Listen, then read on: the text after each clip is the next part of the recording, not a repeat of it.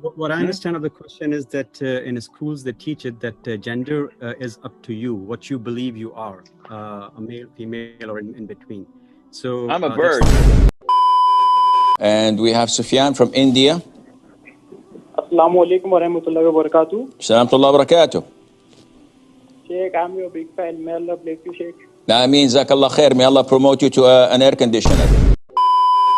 A brother says, if a man tells his wife to keep fit and clean, to lose weight and belly fat, and what advice would you give to both the man and the woman?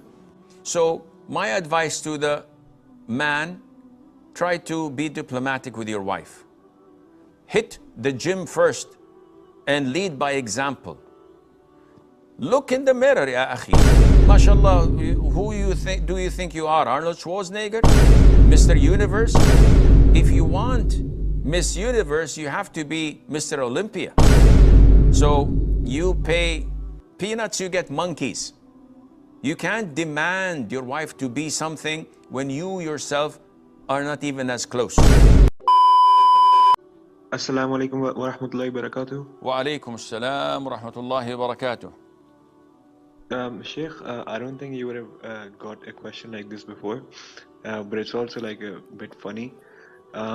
Basically, if a husband finds his wife too attractive, and if she's around, he's always distracted. He can't focus on his work and get his tasks done. Is it permissible to ask his wife to cover up? No, it's not. He should man up and ask Allah Azza wa Jal to grant him the ability to be grateful and thankful and show his gratitude to Allah Azza wa Jal. What kind of a person would have a gorgeous wife and ask her to cover up? And what kind of a man who would be distracted by the beauty of his wife after a week? Come on, give me a break. This is not a funny question. This is a mental illness with such a person who is distracted by the beauty of his wife. Instead of enjoying what Allah made halal for him and making the best of every minute with such a wife and showing his gratitude to Allah, he wants to cover her up. What about if he finds money in his bank account after years of saving? Wouldn't that distract him as well? I can send you my bank account if you want to not be distracted. This is not logical nor normal. Here you drive good, mashallah. Malaysian people are very nice, very easygoing. In Saudi, mashallah, when I get in my car, I put my helmet. And I become a different person. I became very aggressive. And when we drive, if someone cuts over me, he made a mistake, I will follow him until Mecca. Just to cut over him. Seriously, this is how we feel and how we drive. Why? So many times someone does something wrong to you. Islam tells you, you may do the same thing wrong back to him or pardon him. And it's best you pardon him. People overreact. So instead of balancing their reaction, we have men divorcing their wives. Why? I divorced my wife yesterday, Sheikh. Can I reconcile? They come to me, said, why did you divorce her?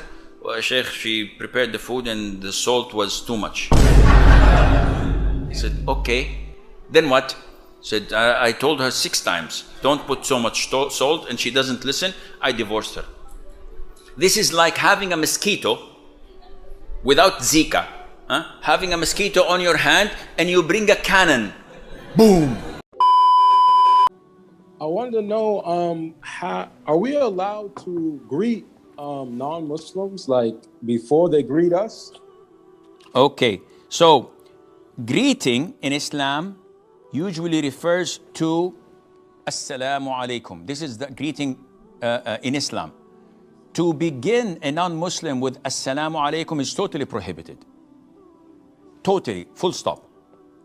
And if there was a Muslim and a Christian in the same place, I would say Assalamu alaikum, intending the Muslim, not the Kafir. But greeting in other forms. So I go to the company, my company, I go to the office and I see my subordinate, my colleague, my supervisor, and I say, hey, good morning, what's cooking? Good looking?